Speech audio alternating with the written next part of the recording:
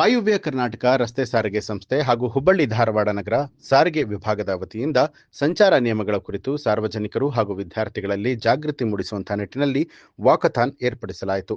Police ಇಲಾಖೆ, JSS ಮಹಾವಿದ್ಯಾಲಯ ಹಾಗೂ ಎಸ್ಡಿಎಂ ಮಹಾವಿದ್ಯಾಲಯದ ಸಹಯೋಗದೊಂದಿಗೆ ಧಾರವಾಡದ ಜೆಎಸ್ಎಸ್ ಕಾಲೇಜಿನಿಂದ ಜೂಬ್ಲಿ ವೃತ್ತದವರೆಗೂ ಈ ವಾಕಥಾನ್ ನಡೆಸುವುದರೊಂದಿಗೆ ರಸ್ತೆಯುದ್ದಕ್ಕೂ ಸಂಚಾರಿ ನಿಯಮಗಳ ಕುರಿತು ಜನರಲ್ಲಿ ಜಾಗೃತಿ ಮೂಡಿಸಲಾಯಿತು.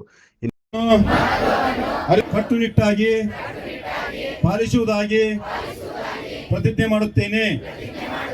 ನಾನು ವಾಹನ ಚಾಲನೆ ಮದ್ಯಪಾನ ಮಾಡಿ ವಾಹನ ಚಾಲನೆ ಮಾಡುವುದಿಲ್ಲ. ಮೊಬೈಲ್ ಫೋನ್ ಬಳಸಿ ಜವಾಬ್ದಾರಿಯುತವಾಗಿ ವರ್ತಿಸುತ್ತೇನೆ. ರಸ್ತೆ ಸುರಕ್ಷತಾ ನಿಯಮಗಳನ್ನು ತಿಳಿಸಿ ಜಾಗೃತಿ ಮೂಡಿಸುತ್ತೇನೆ. ರಸ್ತೆ ಅಪಘಾತಗಳನ್ನು ತಡೆಯಲು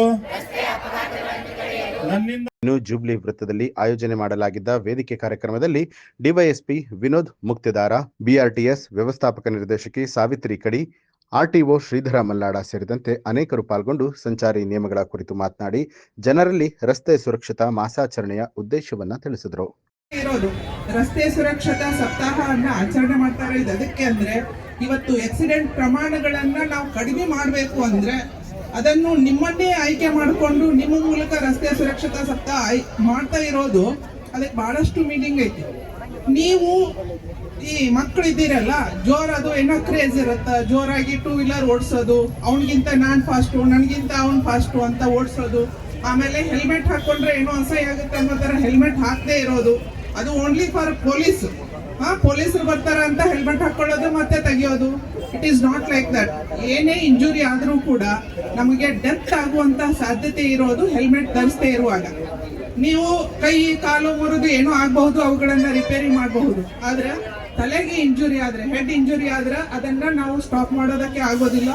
ಡೆತ್ ಆಗುವಂತ ಸಾಧ್ಯತೆಗಳು ಜಾಸ್ತಿ ಇರ್ತಾವೆ. ಅದಕ್ಕೆ ನೀವು ಪ್ರತಿಯೊಬ್ರು ಇಲ್ಲಿ ಎಷ್ಟು ಜನ ಇದ್ದೀರಲ್ಲ, ಇಷ್ಟು ಜನರ ಕುಟುಂಬಕ್ಕೆ ರಸ್ತೆ ಸುರಕ್ಷತೆಯ ಆಮೇಲೆ ಈ ರೂಲ್ಸ್ ಏನಿದಾವಲ್ಲ, safety rules, road safety rules, even first standard LKG ಇಂದನೇ ಕಲಿಸಿರ್ತಾರೆ ನಿಮಗೆ.